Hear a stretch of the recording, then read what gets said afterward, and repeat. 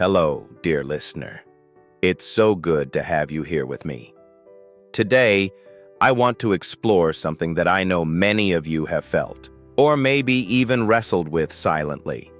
Have you ever caught yourself stepping back from social situations, declining invitations, or pulling away from people you once loved being around? If that resonates with you, you're not alone, my friend. And let me tell you, there's nothing wrong about it. That's what we're going to talk about today. Why solitude sometimes feels more comforting than company, and why that's not only okay, but perhaps one of the wisest gifts this season of life offers us. Let's take a deep breath together. If you're holding any tension about the changes in your social life, let's just release it, because understanding yourself starts with forgiving yourself. Shall we dive in? Now, you might have noticed that over the years, experiences, both good and bad, have shaped who you are, like layers of weathered stone. As time has passed, you've gathered not just laughter and love, but also wounds, betrayals, disappointments. These moments may seem small at the time, a friend who drifts away, a confidence betrayed, but together, they leave marks, don't they? You've likely learned, as so many of us do, that you don't need to offer every piece of your heart to everyone anymore. And that, my friend, is wisdom, not weakness. Think of Eleanor. At 81 years old, she used to host dinner parties almost every weekend. She loved her home filled with laughter, music, and the warmth of shared meals. But over the years, she began to notice those gatherings felt different. Little disappointments added up. A friend drifting away during a tough time, another friend disappearing altogether when her husband passed. Slowly but surely, she made peace with savoring quiet evenings instead of filling her home for others. And it wasn't bitterness that led her to this. It was clarity. Some people, she realized, just don't belong in your most sacred spaces anymore. It's about quality over quantity when it comes to connection. Psychologists call it relational fatigue, the moment when the emotional energy it takes to connect outweighs the joy you get in return. And it's a natural part of aging. Dr. Helen Marcus, a geriatric psychologist from Stanford, describes it as the wisdom that comes from recognizing your personal boundaries. She says that as we age, we often lean into relationships that feel restorative, and we release those that feel depleting. It doesn't mean you're cold. It simply means you know what your heart needs to stay tender. Now, let's move to another reason you might feel yourself pulling back: the craving for meaningful connection rather than endless small talk. How many of you have found that your tolerance for idle chatter isn't what it used to be? Remember Harold? He's 76 now, and in his younger years, he thrived in his sales job, charming people with conversation everywhere he went. But these days, Harold skips the family weddings and the big dinners if he's not up to it. He says, "I've grown tired of talking just to talk." For him, silence isn't scary, it's sacred. And I imagine many of you feel the same. You see, in our younger years, we often fill the silence by performing, proving we're likable, sociable, and capable of keeping up. But with age comes a beautiful realization. You don't need to perform. You don't have to explain your choices or fill rooms with words. The world grows louder, but you grow clearer. You exchange quantity for quality, and in that you find something most people long for all their lives but rarely achieve: peace. This brings us to something more tender, something that might feel heavy to admit but is so real: the fear of becoming a burden. Oh, how common this is. Maybe you've been there yourself. You hesitate to call your child or a dear friend for fear of interrupting their busy day. You decline invitations, not because you wouldn't enjoy the company, but because you worry someone will feel obligated to pick you up, cook for you, or rearrange their plans.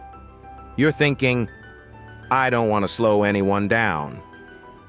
That fear isn't about pride. It's about love and dignity. Frank, an 84-year-old widower, stopped spending weekends with his daughter's family for that very reason. He would say, they've got kids, jobs. I'll just get in the way.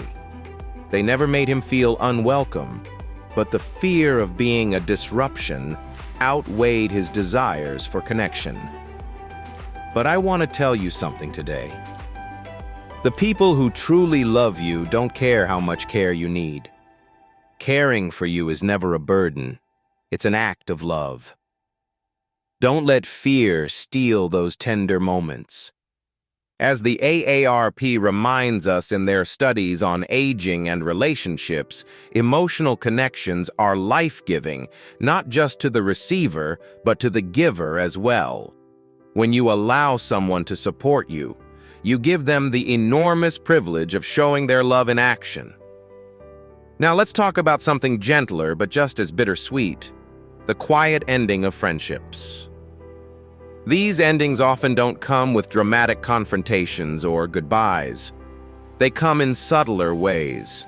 A friend who drifts when your lives take different trajectories, or conversations that slowly lose their spark. Maybe you've experienced this: a lunch that turns into one less call, which turns into a kind of silence that stretches across the years. Ruth, a 73-year-old retired nurse, shared her story about losing touch with her best friend from high school. "We still care about each other," she said, "but I think we've said all we needed to say. There's no malice, no anger, just seasons changing, priorities shifting, people growing apart. And that's okay. It's part of life." Letting go of old ties doesn't mean you're losing something. It means you're making room for the kind of connections that fit where you are now. Finally, let me share my favorite truth about aging: the joy of your own company. Have you noticed how freeing it feels to sit with yourself, to enjoy a cup of tea on a quiet afternoon, or read a book without anyone interrupting?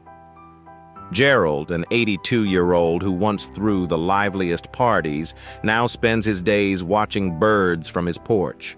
He says, "I've got enough stories in my head to keep me company for days." Those words carry such beauty because they reflect a deep contentment. There's nothing missing in his solitude. There's presence. There's peace. You see, solitude, when it's chosen, isn't loneliness. It's sanctuary. It's the space where you find yourself again after a lifetime of giving to others. Dr. Marcus, the geriatric psychologist I mentioned earlier, says this: "Older adults often rediscover parts of themselves they forgot during busier seasons of life. Solitude grants that clarity, fostering peace rather than isolation." And isn't that what we all hope for? A life where the quiet isn't empty, but full? So, my dear friend, I want to leave you with this thought. Pulling back from people and choosing solitude isn't something to be ashamed of. In many cases, it's not pulling away. It's drawing closer to what truly matters to you. If you've been distancing yourself, ask yourself why. Are you protecting your energy? Seeking peace? Saying no to superficial things so you can say yes to authenticity? Whatever the reason, trust yourself enough to believe this isn't a sign of less. It's a sign of more. More clarity, more wisdom, more alignment with your truest self. Life isn't about how many people surround you. It's about how deeply you connect with yourself, with the ones you hold close, and with the rhythm of your own life. Let that realization bring you comfort today. Thank you for spending this time with me. It means more than I can say. If this spoke to you, I'd love to hear what resonated the most. What felt like it was written just for you. You can always share a comment or take a moment to reflect privately. Either way, know this. In your quiet moments, in your solitude and in your wisdom, you are seen and you are never truly alone. I'll be here again soon, and I look forward to our next conversation. Take care of yourself.